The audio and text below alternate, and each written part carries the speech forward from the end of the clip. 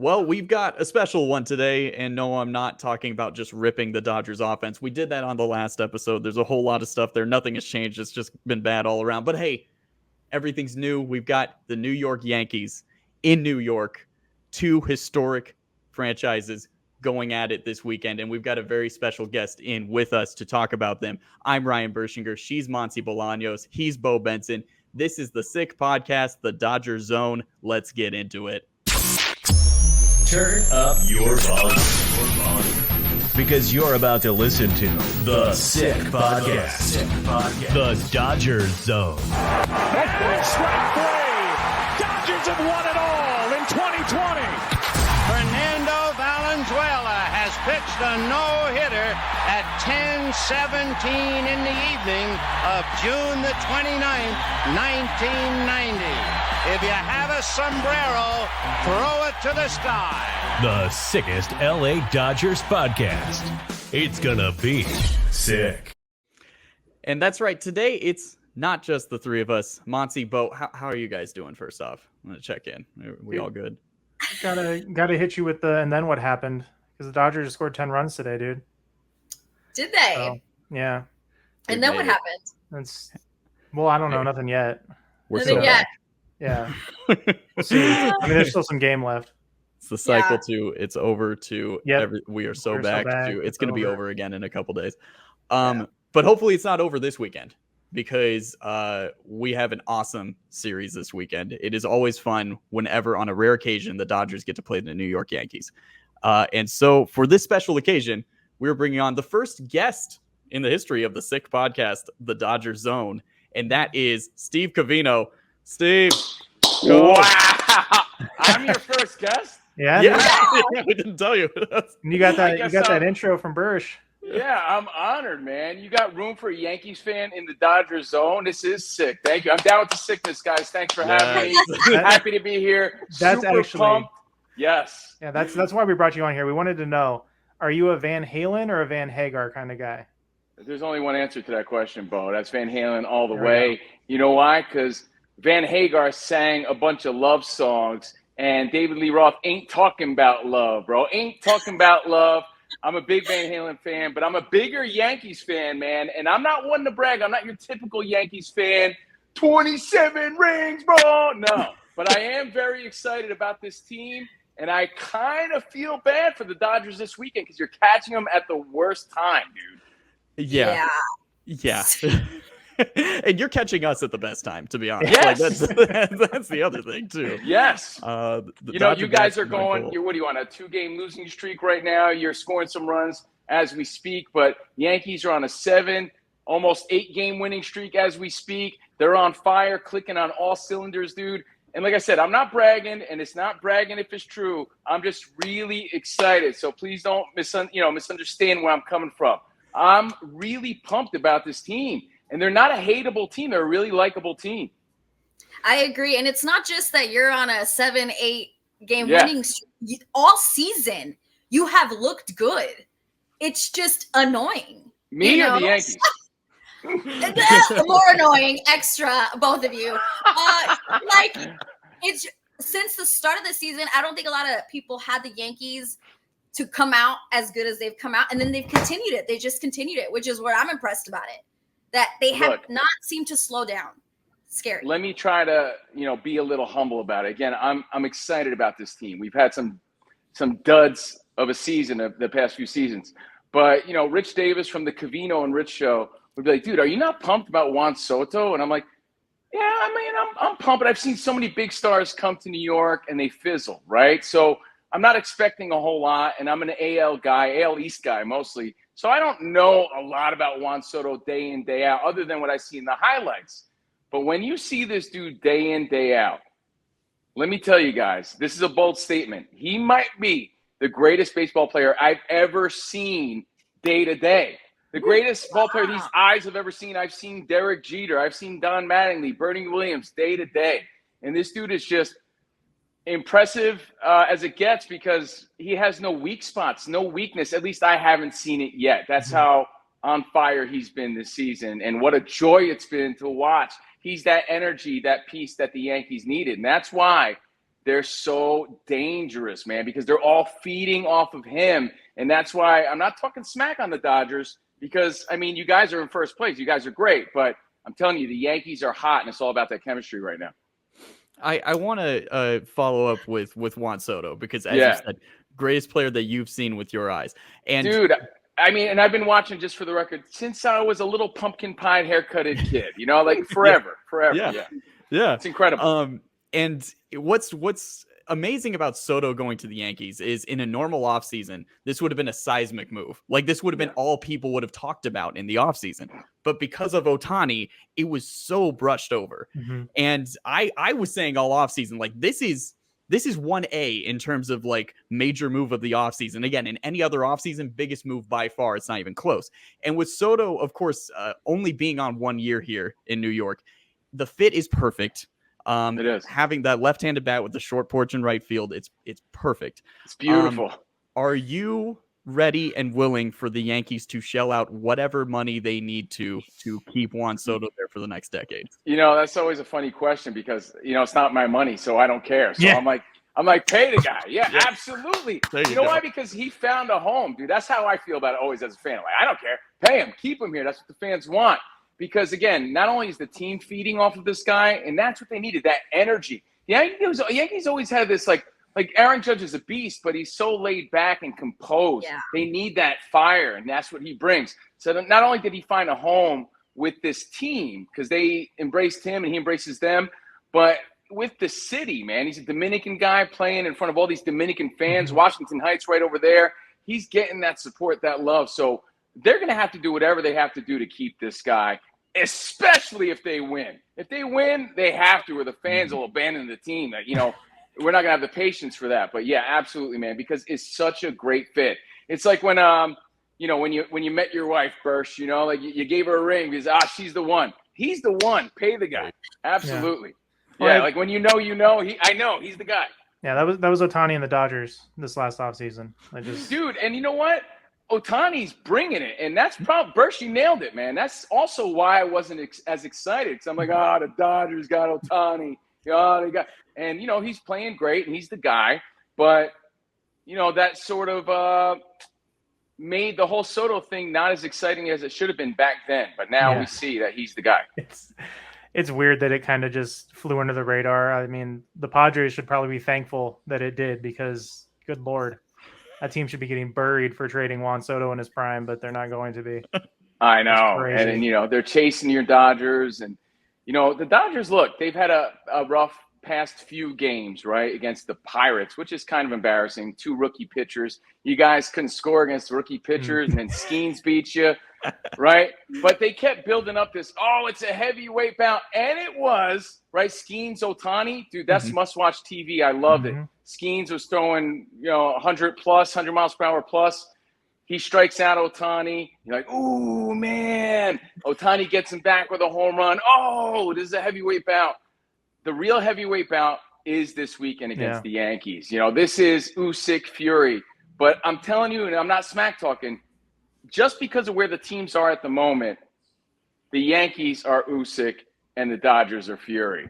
You know, the Yankees are going to take this one. The matchups are in favor of the Yankees. And again, the momentum's with the Yankees here. At home, you know, they're going to be playing like it's the World Series. That's what makes this so exciting. Yeah, I think for us right now as Dodger fans, I'm really anxious to see how they perform against the Yankees because it hasn't just been like a bad series against the Pirates. It's just like it's been bad series against any team that is good. Like we're only dominating the teams that we should be dominating. Anyone that's giving us a challenge, we have not rose to the occasion. We're not doing that. We are leaving runners in scoring position constantly. We're getting streaks of 24, 25, 26 before we get a hit, when it matters. And so I think not just like Yankees, Dodgers, the history and the name and all of that, why this is such a big deal. I'm like nervous to see how they're going to perform against the Yankees. And I hope like they show a little bit of life. They've showed life today. They're 10 runs in. But that's what makes it exciting. And I compared it to a heavyweight bout. Styles make fights, and we're going to see how they match up. How do the best 2 teams in baseball, arguably, right? There's some other good teams, but how do they match up this weekend? And it all starts with pitching, guys. The Yankees team pitching, and what do they say? Good pitching stops good hitting. Their team ERA is 2.79 or something ridiculous like that. Yeah, it's annoying. And they're getting Garrett Cole back, right? Yeah. So he's coming back. So they're only going to get better. But, yeah, you have your hands full. But, again, so do the Yankees. I'm not trying to downplay. This is the Dodgers zone, so I say that respectfully. Yeah. No, we understand. And again, like looking at the Dodgers over the last couple weeks, obviously, again, they've struggled offensively. But if you look at their biggest series so far this year, it was against the Braves, where they swept them at home and dominated them in those 3 games. That's good. When you, with the way that they're playing right now, obviously, it's a little more concerning for the Dodgers. But again, if they use this double-digit run performance against the Pirates to kind of launch their way into New York, if that offense does get hot, first game you guys are rolling out Cody Poteet, who has a funny name and has started twice. But you know what? You know what this proves, man? That winning's contagious, because here Poteet steps in, and you're like, who? The guy from Miami, who's that? And he comes in there and he looks lights out, and he's right into the mix, because winning's contagious. And these guys, they seem to be clicking, and it's magical when you see it. You see chemistry, you're like, that's it right there. It's like those two canoodling in that booth across. You ever go on vacation, man, and you're there with your girlfriend, you're like, yeah, this is like a mundane relationship, and you see the people making out in the pool, and you're like, that's what it's all about. That's chemistry. That's the Yankees. They got it right now, the chemistry. And you see this guy Poteet step into the rotation, and you're like, this guy now is lights out. Everybody that's in there, because they're competing with each other, and they're really loving that friendly competition amongst each other between Stroman, again, a guy that's setting the tone. Garrett Cole's not even back yet.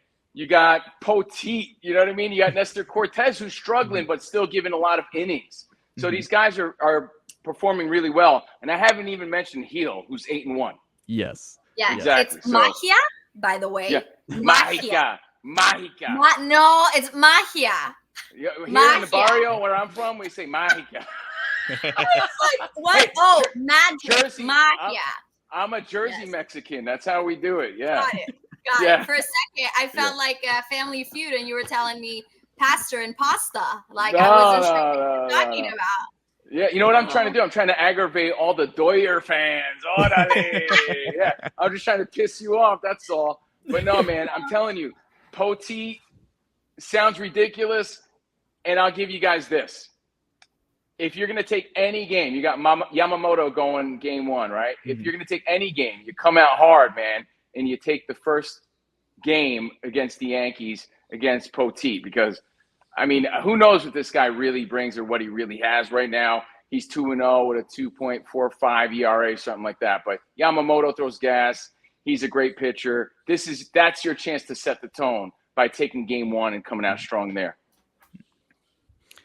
And let's talk a little bit more about that game 1, because on the Dodgers side, we've got Yoshinobu Yamamoto on the mound. Yeah. Now, what was interesting about going back to the offseason, there was a period of time where Yamamoto had a Yankee jersey and it suddenly wasn't his anymore. Yeah. As Dodger fans, we're very excited to have Yamamoto.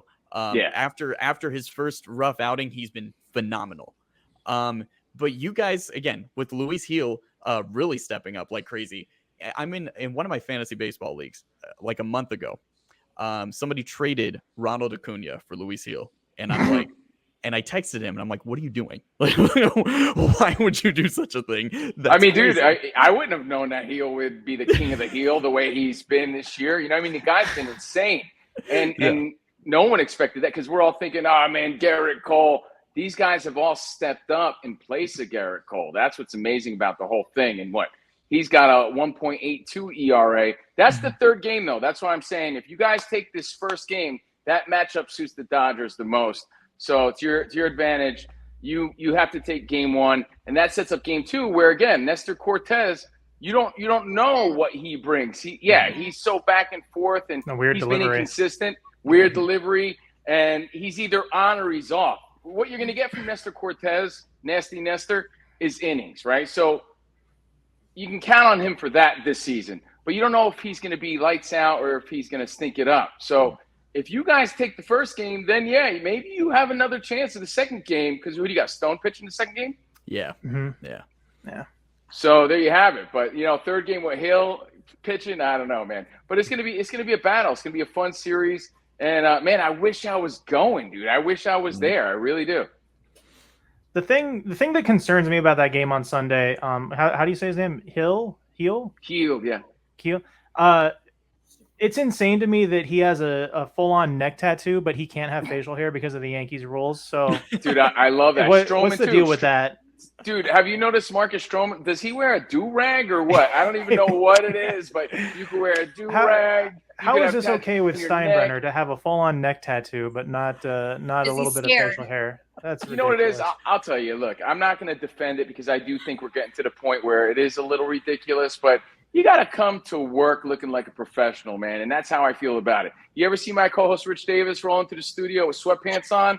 Be a professional, man. Come to play. So I think that's just the New York way of being like, we mean business.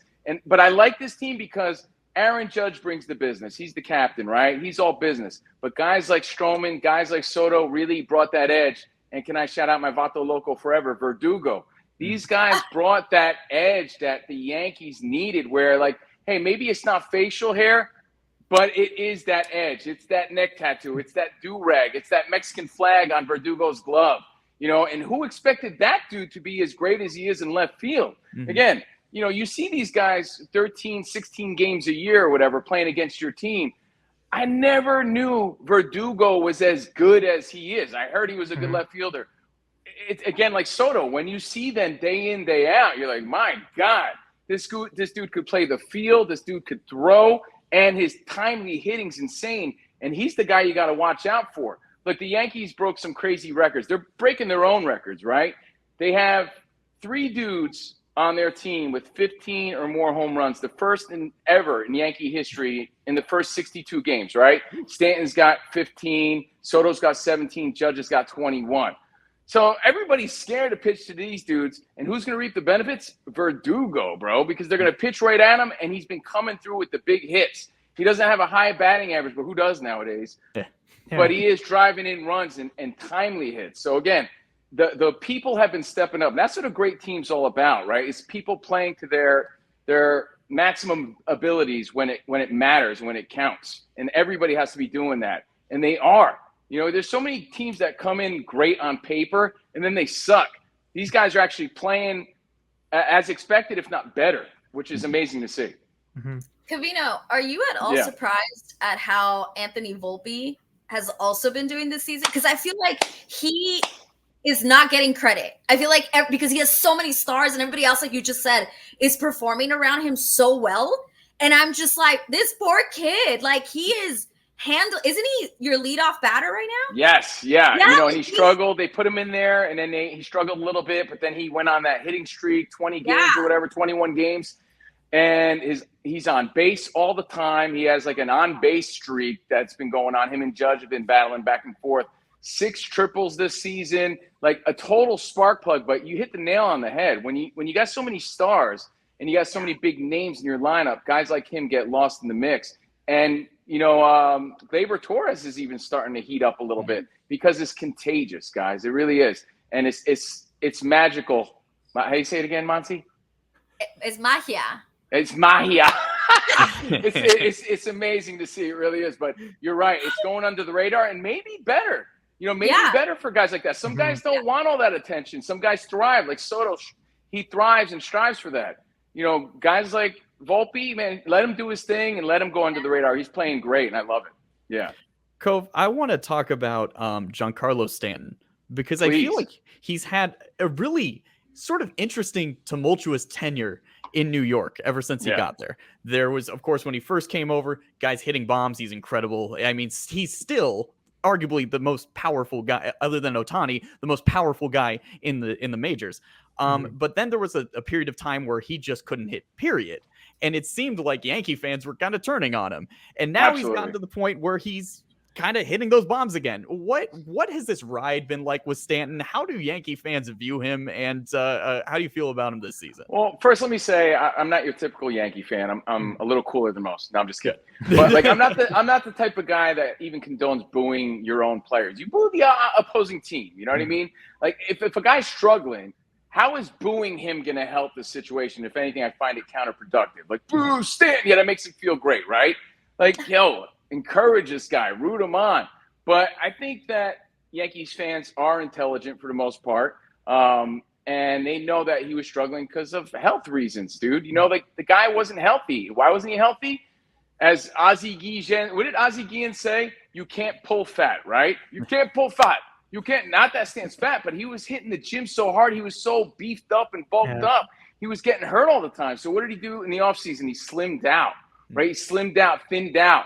So I think that really worked to his benefit, and we're seeing a different Stanton this year. But look, when you come from Miami hitting 59 home runs or whatever he had, your expectations are through the roof as a Yankees fan, right? And he didn't do that. He struck out a lot. I think the pressure's off him now when you got all these other stars around him that he could just perform as Stanton, as a healthy Stanton, and that's what we're getting to see, as a guy who's not all beefed up and bulked up. And we're reaping the benefits, man. The guy's got 15 home runs. He could lead the team for all we know if he gets hot. Because like you said, no one hits the ball harder and more majestic than that guy. Stantonian blast for real. Like, you hear the difference when he hits the ball. Exit velocity, 120 miles per hour. Like, the guy's a beast. And as far as, like, how do we feel about him? I think we think that Stanton's a badass, dude. Like, he's a badass. Like, we still, even though he's got a weird back and forth reputation, like, we want that guy in that situation. Like, we want him up there in a big moment because you know that he could do some damage. And he's been coming through a lot this year. So, yeah, it's been rocky, but I embrace him. I love him. Yeah, he's great. I was at Dodger Stadium when he hit the ball out of the park. And I was in a break room at the time, and I heard it from the break room, and I was like, oh, that left the stadium for sure. Like, it's crazy. Yeah, of all the home run hitters the Yankees have right now, and as you mentioned, Beau and Bursch, like, his home runs are just next level powerful, you know? So, yeah, I mean, it's been back and forth, but, dude, I hope he continues playing the way he's been playing this year, man. It's great to see. Oh, yeah. I have a broader question about the Yankees and the Dodgers. We've heard, especially after the Ohtani signing, people love to call the Dodgers the new evil empire. And I want to know from a Yankee fan, does that make you upset to feel like the moniker is taken from you? Or are you like, yeah, you guys have it. We'll just hang back here and do what we do? You know what? I'm glad you guys have it. And I feel like it fits you guys. I feel like it fits what you're doing. You got Ohtani. You got Betts. You have an all-star lineup. You know, that squad is insane. I'm here bragging about the Yankees. I mean, you guys talk Dodgers all the time. So you know what you have. You have superstars at every position. I get it.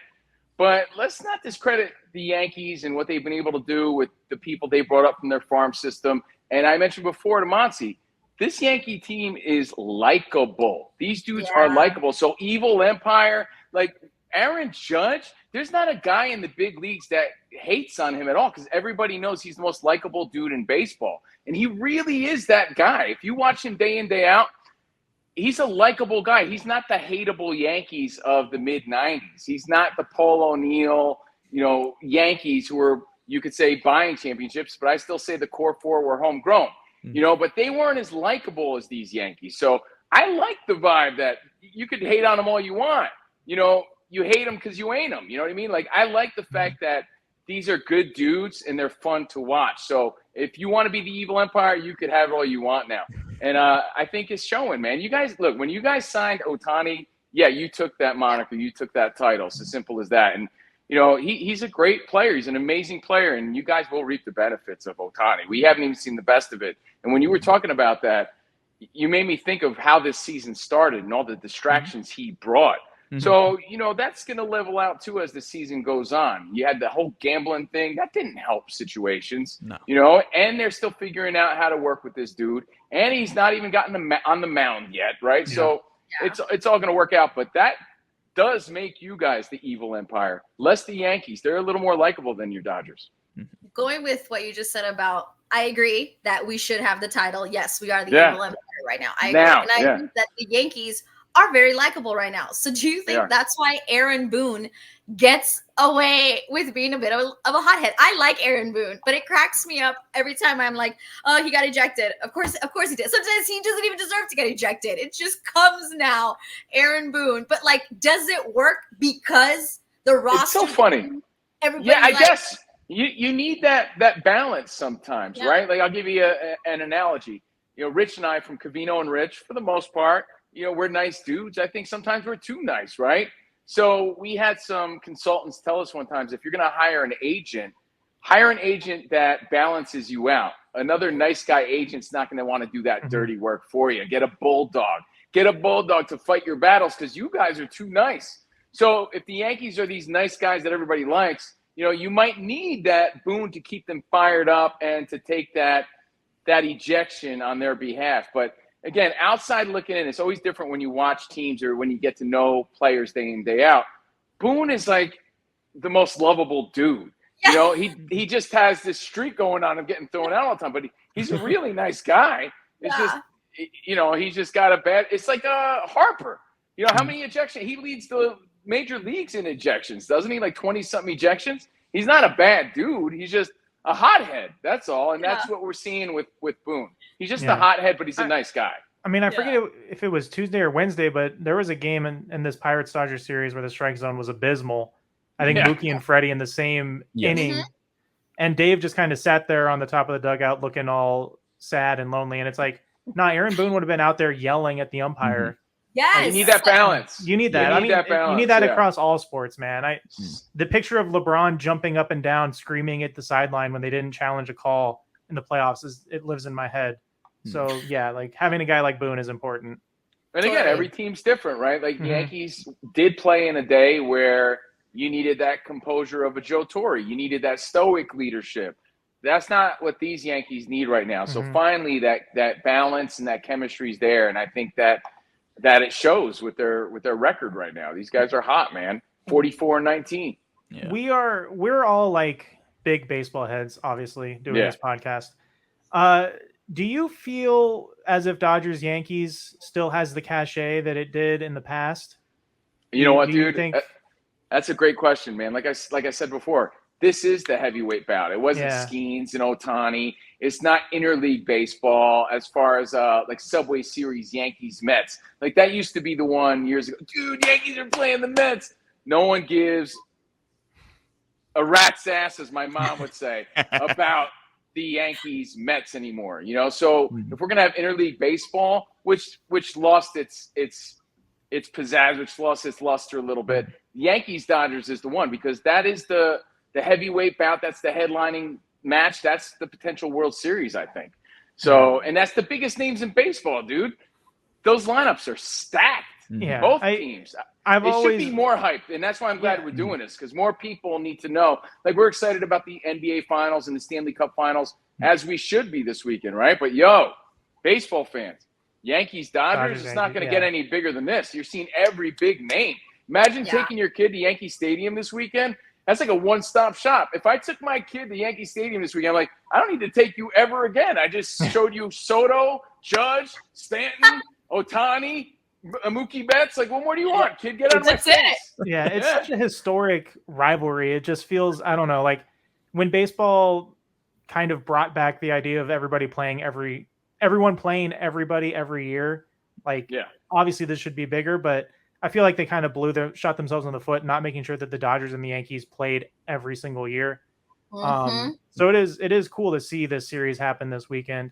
It's so underrated. It's funny to think about. Like, I don't know, there are younger baseball fans that don't understand how big of a series this is. That they're circling Dodgers Padres on their calendar because that's what Twitter tells them is the big rivalry of the day. And well, Beau, your kid is too young to care. Let's be fair. But it is apparent. I'm not going to blame the kids. There was a lot of kids who weren't bopping to Method Man and Redman this week. I don't know if you saw that viral story where kids were sitting there like, who are these old guys? I don't blame the kids. I blame lame ass parents for not getting their kids pumped about cool things like that. There are probably generations of Brooklyn Dodgers fans that will be at the stadium this weekend. Oh yeah. So, like that. But dude, that's what adds to the fun, right? And it's an adult's job to pass on those stories and tell the kids like, yo, they used to be the Brooklyn Dodgers, but otherwise you can't really blame the kid. I blame the adults. I'm not. Yeah, I'm 100% blaming like Major League Baseball for not doing more to keep this kind of rivalry alive throughout the years. Absolutely, yeah. And what's an extra layer to that is Sunday night. So we have Sunday Night Baseball, Glasnow versus Heel. Game 2 of the NBA Finals is Sunday, correct? Like it's so like it's again where this all fell on. Of course, like Fox is trying to like pump this out. A-Rod was on the Herd and Dave Roberts was on with Colin on Thursday, and they have the Saturday game, and that's a great one with Stone and Cortez. But it always feels like MLB just finds a way to not do as much as they can to really pump up. And we're talking about the WNBA right now too, so you got to throw that in the mix too. Like where people would be tuning into big games like this and baseball for like the next month or so. It is a great opportunity for the WNBA to get some eyes, and they're going to do everything they can at stealing from baseball fans. So we got to tell people that these games matter. I mean, you could do both in today's, like if I'm a big fight fan. So if there's a big UFC bout on or a boxing match, I'm watching both and some baseball. There's ways to do it and take it all in as a sports fan. But I got a question for you guys. Oh yeah. Of the 3 games, right? Game 1, Yamamoto Poteet. Game 2, Stone Cortez. Game 3, Glasnow Luis Hill.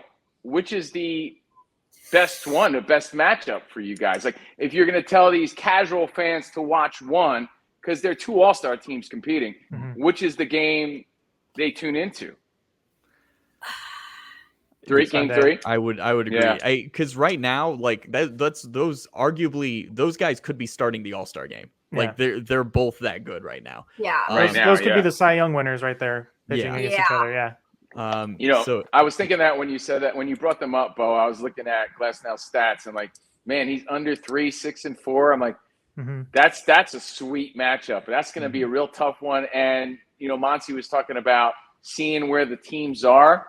I want to see how Heel matches up with a lineup like that. That's again, just like we saw Skeens and Ohtani going at it, I want to see how Luis is against this team. So that gets me pumped up. Matchups get me fired up. So I love that.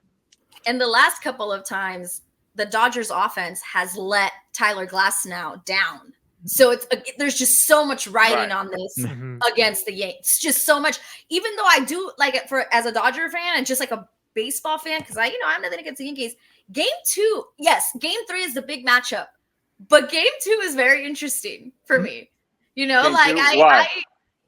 Because Gavin Stone just had like a bad outing, but he was doing really well. Nestor Cortez kind of up and down. Like I'm just curious to see which one is going to come out for both of them.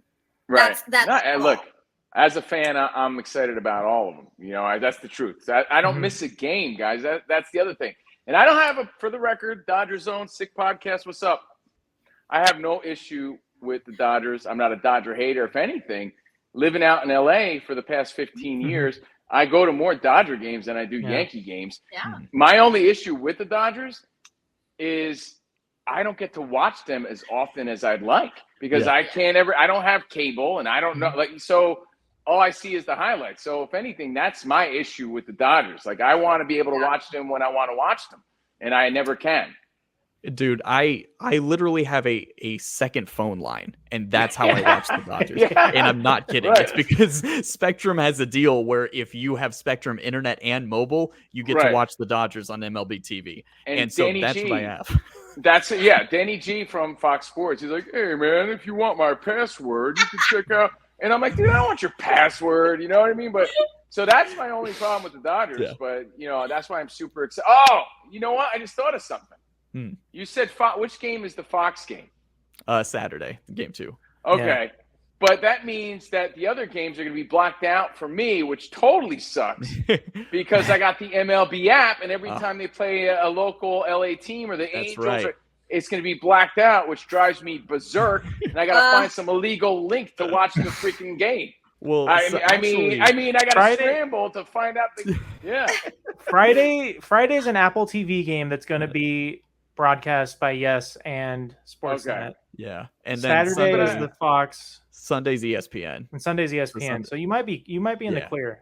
I hope so. I know dude, nothing aggravates me more than a blacked out game when you're just trying to sit there and enjoy yourself. The worst is when you don't expect to be blacked out. I was in Hawaii for my honeymoon. And I tried to watch a Dodger game because it was like, they were playing a night game and it's 2:00 in the afternoon in Hawaii. I'm not doing anything. So I'm like, oh, I'll watch this. Blacked out. Can't watch it. No, it's the worst. The worst. No. Steve, I want to ask you about John Sterling, the longtime Yankee broadcaster who his career came to a kind of an abrupt end. He retired just a month or two ago. I've said this for a long time for multiple reasons. I think that John Sterling is either one of the greatest broadcasters of all time or one of the worst broadcasters of all time. There is no in between with John Sterling. And I have a couple reasons for that. Of course, if you haven't heard Sterling, he is the corniest dude. He would have a joke or a line and some sort of wordplay for every player whenever they hit a home run. Yeah. And some of them are great. And then some of them are like Giancarlo Stanton, where he just kind of put letters together and then he would just kind of say things. He made him Italian. Yeah. Bersh and I might be a little biased because we have had to listen to more John Sterling, I think, than any non-Yankees fan in the history of the universe. That's the thing. People don't realize. Well, look, I could feel guys like Beau rolling their eyes at his home run calls, right? I know. Plus, you guys are spoiled Dodgers fans who had great broadcasters their whole life, right? From Scully and everything. So, you guys are spoiled. But as a Yankees fan, I got to say, nothing got me more excited than seeing them win in the 90s. Now, you're going to say I was a spoiled kid, but look, dude, all through the 80s, I was alive and well and aware waiting for them to win. They didn't. We had Don Mattingly. That was it. So when the 90s hit, and I would listen on the radio, and I would hear John Sterling hit us with the burn, baby, burn, right? That's where it started. I don't know if you know that. It started with burn, baby, burn. Wow. It started with Bernie Williams, man. And Yankee fans got so fired up about that, dude. Darryl Strawberry hit a bomb. Darryl Strawberry is the bomb. Like, it's an A-bomb from A-Rock. Dude, that stuff got us so pumped. Do we know it's corny? Yes. But you know what? It gets us fired up, man. He leans into the corny. He knows it's corny. Yeah. And I love his Captain Crunch. His Captain Crunch delivery, man. That shit cracks me up. It really does. And I loved him. And I would always want to hear what Goofy called. Look, you're on the radio, dude. It's baseball. Make it fun and exciting. It's Goofy. I know it's Goofy. I know it's not Gary Cohn of the Mets. I know it's not the Dodgers. That's just how the Yankees rolled with it. And look, I think, again, we talked balance before. Yankees – balance. You remember their attitude of it's all business and they weren't celebrating until they won and all that shit. At least John Sterling balanced it out with a lot of his fun antics, and his home run calls I thought were great, man. And I'm going to miss him dearly. Yeah. And I don't collect bobbleheads or anything. I don't. You guys know I'm not into that. But I have two. I guess one makes me an egomaniac because one is me. So I got a bobblehead of me, and I got a John Sterling and Susan Waldman bobblehead that my brother gave me because he went to the bobblehead. So I got the two broadcasters because I thought he was so awesome, and he's the voice of all those amazing moments throughout my lifetime. Like all those highlights that got me fired up, that made me feel like a winner. Look, when your team wins, you feel like a winner. You get a strut about you, and they won when I was at that influential stage of my life. Gave me that confidence moving forward. I rooted for a winner. He was the voice of all those highlights that I remember, man. So that was his signature thing. I could totally see how outside looking in, you think it's corny. I get all that, but for us, man, we loved it. I loved it. I'm a big fan. I love John Sterling. I think he was great. I think his legend will only be enhanced by whoever took his spot. because whoever's in there now is Jeremy he's Shekel. awful. Oh God, Yeah, he's well, terrible. Yeah, I mean, he's he's trying a young too dude. hard. He's trying He's too a hard to young be guy. John Sterling. He's got to Justin find his Jeremy Shekel, I forget. You know why though? I don't listen to the radio as often as I used to because I'm here in Los Angeles now, right? There's always two things you can count on: John Sterling making the funniest call you've heard that night, and as the game went on, Susan would get more drunk. And her speech would become more and more slurred. So you were just praying for like a late home run so you could hear Susan hop on the line. Oh, that's really far gone, John. And you hear the table fall over. The most absurd, though, you guys nailed it. The most absurd was Giancarlo Stanton because not only was it. No se questo Paulo, I think, right? Non si questo parlo. I was editing the non first. Si questo parlo. It was also a Stantonian blast. Yes. A Judgian blast. I was partial to. I was like the Hicks hits one of the sticks. That was good. What was his? Oh man, there was one that was like so FedEx many. Or something like the that. Bambino, so they're very corny. I get it. Yeah. We waited for that. That's like a band playing their hits. Like you don't want to hear the deep cuts. You want to hear the hits. That's right. So that's Sterling playing his hits, and we loved it. I love it. I'm gonna miss it for sure. No, I was editing the day of Giancarlo's first Yankee home run, and when I was rolling on that cut, I'm like, all right, what's Sterling gonna come up with? This is gonna be great. And I'm rolling it in, and he says a sentence that is complete gibberish, and I literally am sitting in the edit room like, what the hell just happened? What did he just say? And I brought to the producers, I'm like, you have to hear this call. And they played it, and they're like, what's he saying? And I said, I don't know. I have no idea. I've listened to it 10 times. I don't know what he just That's said. funny. And you go to Twitter, and people are like, yeah, I guess it was Italian, but like, I don't think he's Italian. Like, no, not at all. It was really bizarre. But yeah, I like to say that John Sterling is a Muppet who became a human being. Like he is a Muppet that suddenly turned into a human. I'll take it for sure. Yeah. It makes sense. I don't know why, but it does. It does make sense.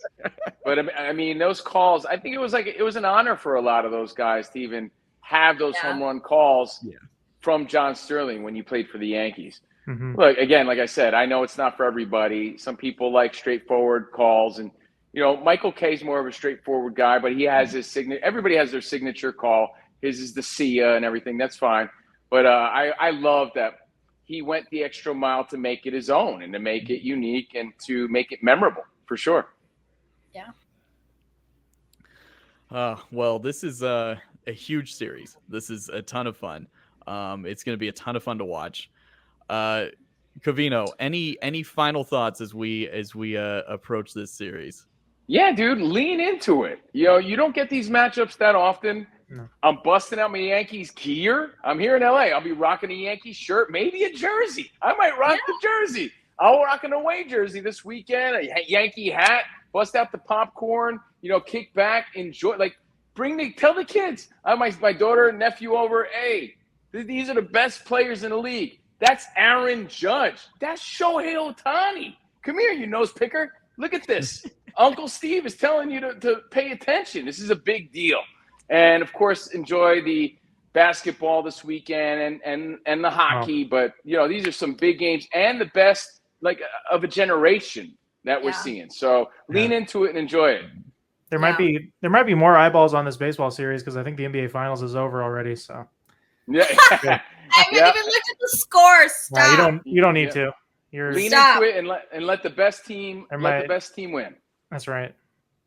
Oh, hell yeah. Well, again, Steve, we're so this was awesome to be able to have you as our first guest and having you on in general. It's a ton of fun. I'm applauding myself. Yeah. Go ahead. Please do. Hey, can I plug Covino and Rich on Fox Sports Radio? Stop. Yeah. Fox Sports Radio, Monday through Friday, 2 to 4 on the West, 5 to 7 on the East. My mom says it's the best show on radio, so I believe her. Again, Covino and Rich, Fox Sports Radio. We have a bonus podcast called Overpromised on Fox Sports Radio's YouTube page. I'm on Sirius XM, Turbo, and Boneyard playing rock music all the time. So catch me on Sirius XM Turbo 41. And what else do I got going on? I do a Patreon Monday through Thursday. Be a part of it. Look up Covino and Rich. Thank you, guys. Steve Covino, that is me. Appreciate the follows. And, guys, for real, appreciate working with you guys and being on your show. This is a sick podcast, and it's an honor to be a Yankees fan on the Dodgers Zone. I love you guys, and continued success, man. Thanks for having me. Oh, Steve, man, we really appreciate it. Our pleasure. Yes. Yeah, This man. was awesome. This is a ton of fun. And by the way, I just, you know what? Just seeing Beau's mic was worth it. There you go. There you go. That is that's the Winter Warrior right there. What is that? It was so good. I know. I love it, man. I love it. Like someone's got to be That's professional on here. I love it.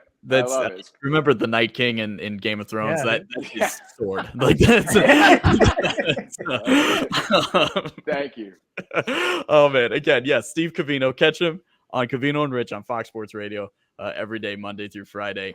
Him and Rich Davis do a phenomenal job. Yes. It is a ton Wonderful of fun. show. It's a ton of fun to work with you and that entire show, and we're all so lucky to be able to do this with you guys. So Thank you, man. Yo, sports is fun. Let's have fun. Yeah. Let's enjoy the weekend. Absolutely, absolutely, man. For Monse Bolaños, for Beau Benson, and my name is Ryan Bershinger. This is the Sick Podcast, the Dodgers Zone. We've got episodes every week. We're coming out once a week throughout the season. Be sure to follow us on YouTube. Follow us on Twitter at SickPodDodgers. And no sickest Dodgers of the week because you know we'll hopefully have some real sick ones out of the Yankee series. The sickest Dodger of the week is me having to watch this crap. How about that? Yeah, no. We'll have him next week. Yes. So we'll be back next week to talk about this Dodger Yankee series, and hopefully it's a fun one. Hopefully it's a good one. And hopefully we've got offense happening. So quick predictions. What do we think? I think the Dodgers take 2 of 3. Yeah. 2 of 3. Yes. Yeah. I'll do 2-1 Yankees. I think the Dodgers win game 3. Really? Shockingly, yeah. Okay. Yeah. I think it's the other way around. I think they win games 1 and 2. Looking at the matchup because it's Nestor doesn't throw hard. Apparently, the Dodgers can't hit people that throw over 98. So I think they'll hit the guys who can throw softer, and then they'll run into trouble with Luis Gil, and Tyler Glass now is pitching. So that means the Dodgers offense is not allowed to score. So that'll be like a 2-0 loss. Wow. Yeah. Wow. I'm with Beau. Jeez. Yeah, I'm with Beau though. 2-1 Yankees though, and I think we only win game 1. I don't think we win game 2 or 3. Interesting. I'm curious to see Yamamoto in that environment. It'll be interesting. It'll be interesting. That'll be true. Yeah, it'll be interesting to see how Yankee fans treat him, given the fact that he kind of dodged them. Took a jersey from them and said, "Oh, cool, this is gonna go in my closet." Neat. All right, guys. Well, again, follow Steve Covino at Steve Covino on Twitter. Check out Covino and Rich. You can also follow at Covino and Rich on Twitter as well, and on Instagram. And we will check back in next week. We'll talk about this series. We'll talk about all the things going on with the Dodgers. Again, this is the Sick Podcast, the Dodger Zone. Domo arigato, everyone. Thank you very much. Bye. And that's a wrap. Hope you don't miss us too much until next time. Follow the Sick Podcast, the Dodger Zone, on YouTube, Google Play, and Apple Podcasts.